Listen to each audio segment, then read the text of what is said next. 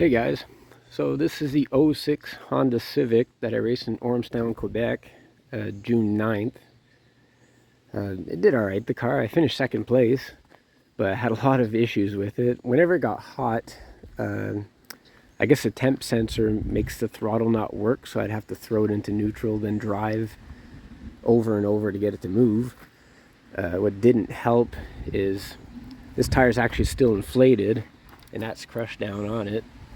I've seen guys race with this part before, but next time I'm definitely going to chop that off. Same thing, my rear wheels got jammed up pretty good. That one's up against the wheel well there. The bottom of the frame on this car, there was nothing left at all. It just pretty much obliterated with the first big hit.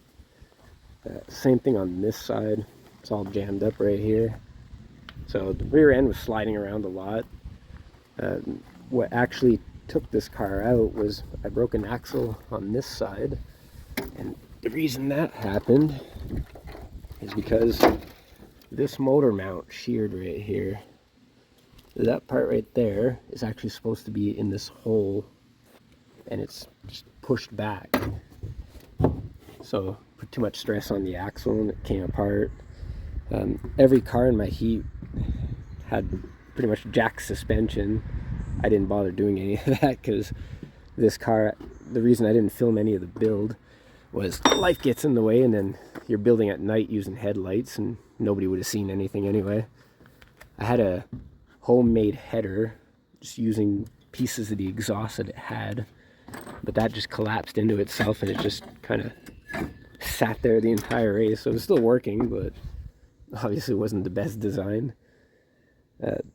This car I built in just a couple days, but still finished second, and I would definitely race another one again, but I would definitely chop those up in the front, maybe put donuts in the back to get a little more clearance. But yeah, it still ran and drove to the end until the axle broke. But yeah, definitely recommend these ones too.